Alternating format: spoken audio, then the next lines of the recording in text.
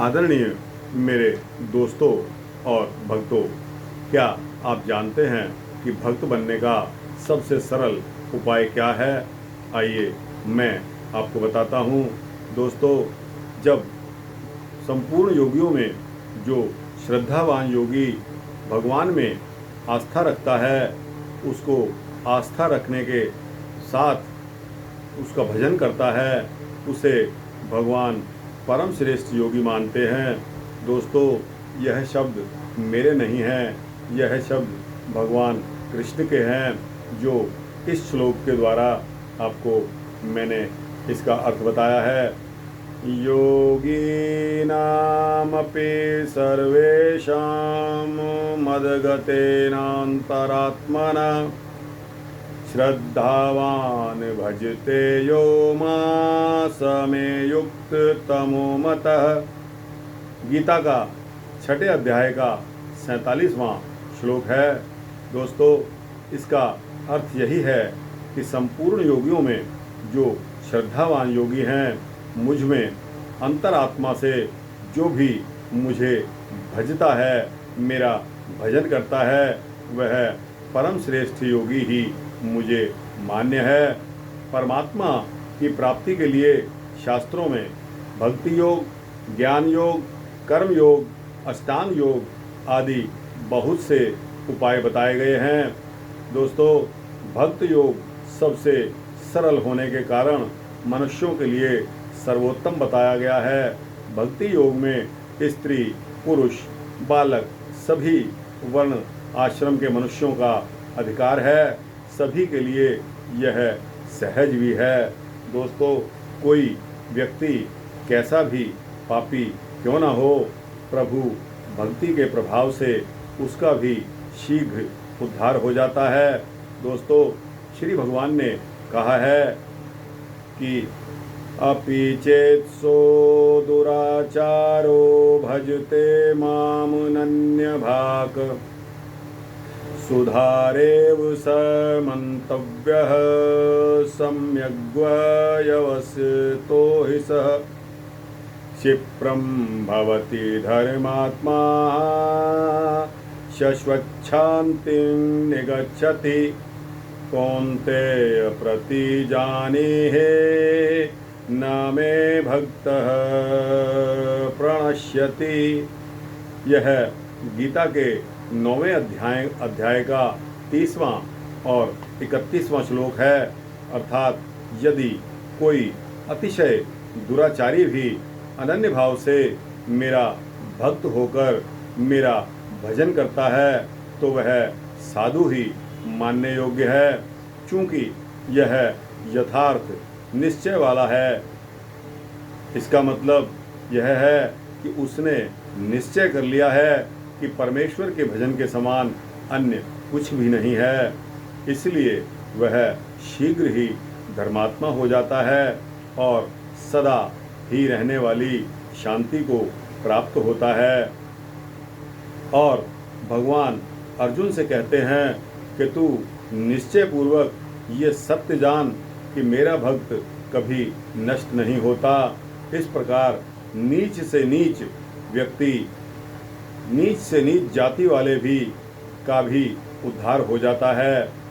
श्री भगवान जी कहते हैं कि माहे पार्थ व्यपाश्रित्य ये स्युः पापे पापे योनयः स्त्रिय वैश्यास्तथा शूद्रास्तेऽपि यान्ति परागतिं गीता।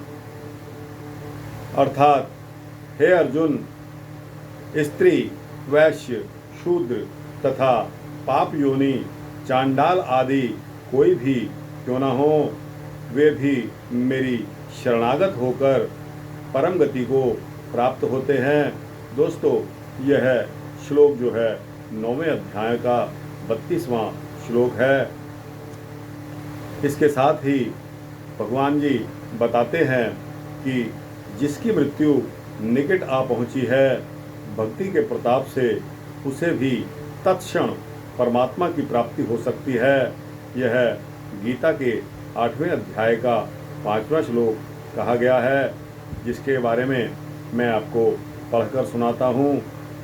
अंतकाले च मामेव स्मरण मुक्त्वा कलेवरम यह प्रयाति स गच्छावं यति नास्त्रत् संशयः। अर्थात जो मनुष्य अंतकाल में भी मुझको स्मरण करता हुआ अपना शरीर त्याग कर जाता है, वह मेरे साक्षात रूप को प्राप्त होता है, इसमें कुछ भी संशय नहीं है। तो दोस्तों, कितना सरल उपाय भगवान ने हमें बताया है, लेकिन हम हैं कि जो कोई भी उपाय करके राजी नहीं हैं। आज हमारी दिनचर्या केवल और केवल मोबाइल में और गाड़ियों में, सैर सपाटे में, अच्छा खाने में ही रह गई है। दोस्तों, हम यह भूल गए हैं कि जब हम मातृ गर्भ में उल्टे लटके होते हैं तब हमें कितना दुख होता है। और दोस्तों, उस समय हम इतनी चीख पुकार करते हैं कि हे प्रभु, मुझे इस योनि में से निकालिए, आपको याद रखूँगा, आपका नाम भजन करता रहूँगा। दोस्तों, लेकिन बाहर आने के पश्चात हम सभी लोग उस परम पिता परमात्मा को एकदम से ऐसे भूल जाते हैं कि जैसे दूध में से कोई मक्खी निकाल के फेंक देता है। दोस्तों, हमें ऐसा थैंकलेस नहीं होना चाहिए। हमें उस परम पिता परमेश्वर का यह एहसान मानना चाहिए कि उसने हमें जो जन्म दिया है, हमें 10 महीने में उसने तैयार किया है। उसके पश्चात हमारे माता पिता ने हमारे साथ कितने प्रयत्न करके हमें खड़े होना, चलना और आज इस काबिल बना दिया कि आज हम कुछ भी अपनी मर्ज़ी से कर सकते हैं। तो दोस्तों, इसका मतलब यह नहीं है कि हम अपने गुरु, माता पिता और उस परम पिता परमेश्वर को भूल जाएं।